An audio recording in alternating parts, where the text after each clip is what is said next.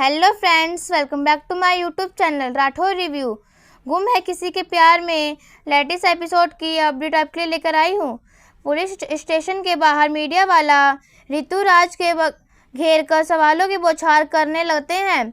एक रिपोर्टर पूछता है, आपको यहाँ क्यों बुलाया गया है? क्या आप भी डबल मर्डर केस में शामिल हैं? ऋतुराज हिचकिचाता है और साथ में जवाब देता है, ऐसा कुछ भी नहीं है। रिपोर्टर अगला सवाल करता है कि तेजस्वी और रजत के रिश्ते के बारे में आप क्या कहेंगे?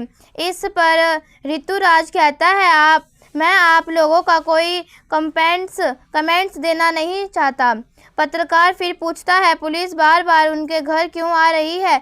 तभी भूषण सामने आता है और कहता है, सभी बस अपने पति का नाम साफ करने के लिए कोशिश कर रही है और उसे इस केस से हटा दिया गया है, लेकिन वह अब भी इसमें दखल दे रही है। आप चाहें तो सभी के सीनियर नितिन मंजारकर से कंफर्म कर सकते हैं। दूसरी तरफ सभी किचन में काम कर रही होती है, साथ ही कियान को संभाल रही होती है। इसी बीच रिद्धि सभी कहती है, मुझे समझ नहीं आता कि मम्मी और तारा दीदी यह क्यों देख पाती कि कितनी मेहनत करती हैं और आप मेरी आइडियल हो। इसके बाद वह बताती है कि उसने सही को स्कूल से पिक कर लिया है और कियान को भी साथ लेकर जा रही है। सभी बताती है उसे आज चेक पोस्ट ड्यूटी पर जाना है। दूसरी तरफ एक रिपोर्टर भूषण से तेजस्वी को लेकर सवाल करता है। भूषण शक्ति से कहता है कि तेजस्वी के चरित्र के बारे में जानने के बाद हमने उसे सारे रिश्ते तोड़ दिए थे।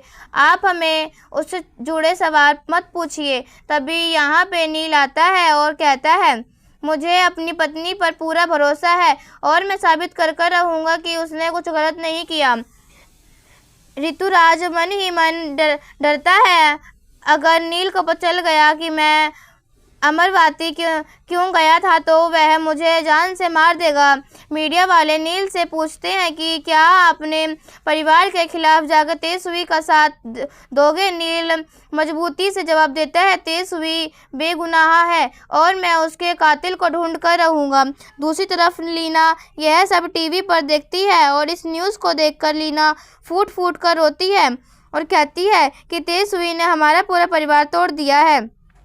नील उसकी वजह से हमारा परिवार जा रहा है।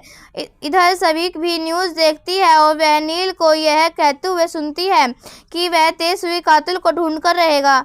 भक्ति कहती है, नील को अपनी बीवी पर कितना भरोसा है, आज मुझे भी ऐसा पति मिलता है।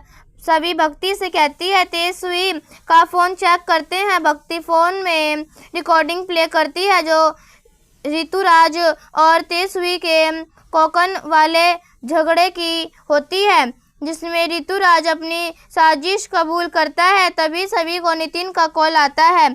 सभी नितिन से कहता है, मुझे तेजस्वी और रजत की हत्या से जुड़ा ठोस सबूत मिला है। नितिन गुस्से में तुरंत उसे पुलिस स्टेशन बुलाता है, साथ ही केशव भी शक्ति को पुलिस स्टेशन बुलाता है।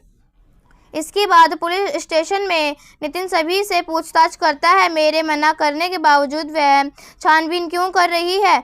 सभी जवाब देती है कि दूसरे के लिए यह सिर्फ केस हो सकता है, लेकिन मेरे लिए यह एक मिशन है।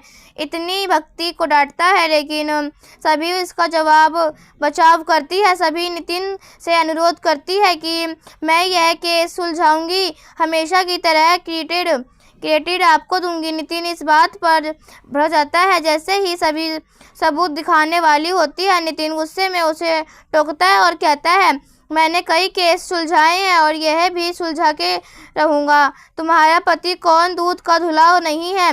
क्या तुम्हें पता था कि वह दिवालिया हो चुका था? वह बताता है कि तेजस्वी और रजत पहले से कॉल पर बात करते थे। क्या तुम्हें यह पता है? तभी यह सुनकर हैरान हो जाती है।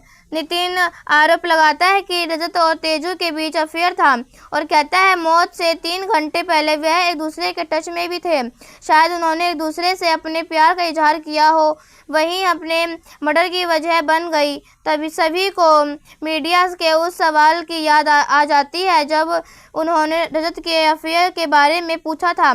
तभी सभी गुस्से में नितिन का कॉलर पकड़ लेती है और कहती है, तुम मेरे पति पर इल्ज़ाम कैसे लगा सकते हो। सब लोग बीच बचाव करते हैं। नितिन भी यह सीन देख लेता है। कांस्टेबल सभी और नितिन को अलग करते हैं। नितिन इससे आग बबूला हो जाता है और गुस्से में सभी को सस्पेंड कर देता है। कहता है कि वह अपनी सर्विस रिवॉल्वर और बैग जमा कर दे। सभी हैरान हो जाती है। भक्ति गिड़गिड़ाकर सभी को माफ़ करने के लिए कहती है, लेकिन नितिन नहीं मानता। केशव यह सब देखकर मुस्कुराता है।